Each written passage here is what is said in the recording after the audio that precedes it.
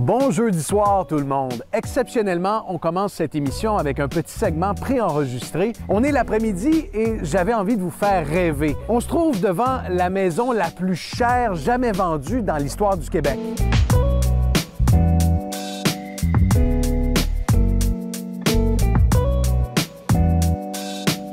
Cette propriété vient d'être vendue 18,5 millions de dollars. Une transaction record.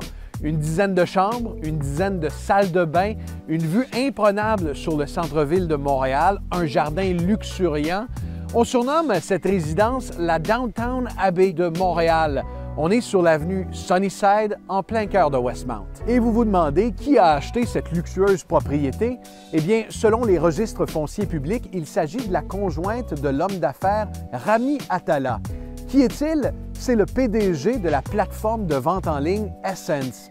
L'histoire de Rami Atallah est fascinante. C'est un Montréalais qui étudiait à Polytechnique au début des années 2000.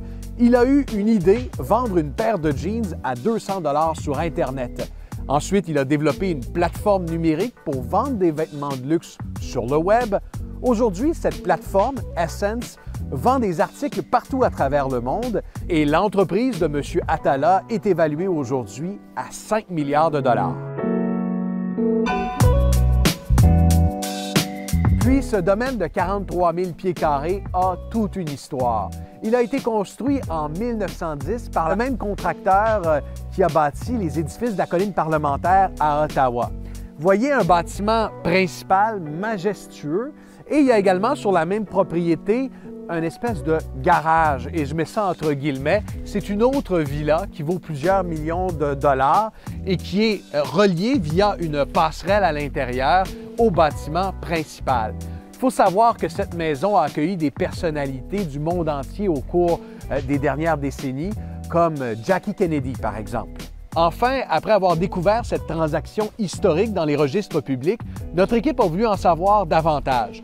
On a contacté un courtier incontournable dans l'industrie de l'immobilier de luxe à Montréal, Joseph Montanaro, pour découvrir que c'était lui le chef d'orchestre derrière cette transaction qu'il ne peut cependant commenter. En effet, M. Zappa, lorsque vous avez... j'étais surpris d'ailleurs quand vous m'avez contacté, là, mais j'ai dit à vos recherchistes que je ne commenterai pas sur cette vente. Elle a été faite hors MLS. Et puis, par respect pour la vie privée de mes acheteurs, puis de mon acheteur puis de mon vendeur, je ne commenterai pas sur cette vente. Mais si vous voulez qu'on se parle du marché immobilier en général, ça me fera plaisir de continuer à parler avec vous. J'en ai aussi profité pour demander à M. Montanaro comment se portait l'immobilier de luxe en ce moment à Montréal et au Québec et quelles étaient ses prévisions pour 2022. C'est sûr qu'entre 1,2 million, ça sort comme des pains chauds. Et après ça, à chaque million qu'on dépense de plus, c'est sûr que c'est un autre créneau d'acheteurs. Mais il y a eu plus de ventes au-dessus de 5 millions cette année qu'il y en a eu dans les 2 dernières années. Et les 2 dernières années, ça a été presque, je dirais, à 99% des acheteurs locaux. Et on espère que les acheteurs internationaux vont revenir, mais ce qui est encourageant du fait que ce soit les locaux qui achètent, c'est que de l'argent est fait au Québec, il est dépensé au Québec et les gens se sentent à l'aise de le dépenser. Donc, c'est quand même un bon signe. Et même si la maison a été vendue pour une somme record, 18,5 millions de dollars, n'allez pas penser que c'est un clé en main. Il y a beaucoup de rénovations à effectuer sur la propriété et il y a fort à parier que les propriétaires n'y emménageront pas avant plusieurs mois.